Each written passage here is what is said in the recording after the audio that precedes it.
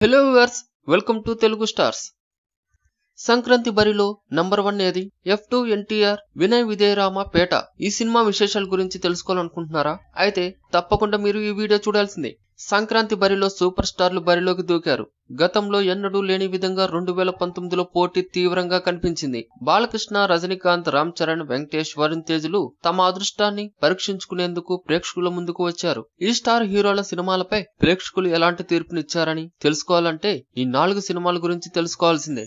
ఎలాంటి అంచనాలు లేకుండా రిలీజ్ అయిన F2 fun and frustration movie భారీ విజయం వైపు దూసుకెళ్తున్నది. 2 ఏళ్ల గ్యాప్ తర్వాత వచ్చిన వెంకటేష్ భారీ సక్సెస్ అందుకున్నారు. వరుణ్ తేజ్, తమన్నా, మెహ్రీన్ నటనకు మంచి మార్కులే పడ్డాయి. బాక్స్ ఆఫీస్ వద్ద సంచలన వసూళ్లను కలెక్ట్ చేస్తున్నది F2. సంక్రాంతి బరిలో నంబర్ 1 గా నిలిచింది.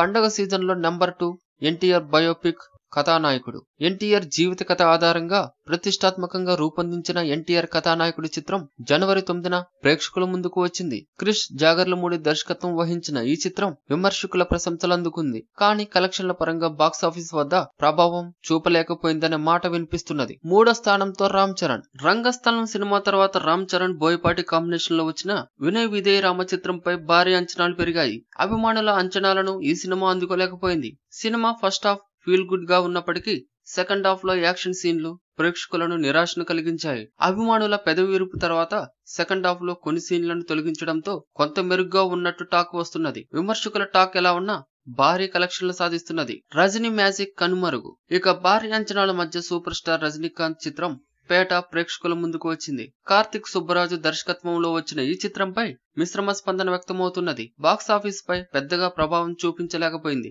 ఈ సినిమాలో రజనీకాంత్ మ్యాజిక్ కనుమరుగైందనే మాట వినిపిస్తున్నది. For more interesting latest movie updates, videos and latest movie reviews, please subscribe Telugu stars.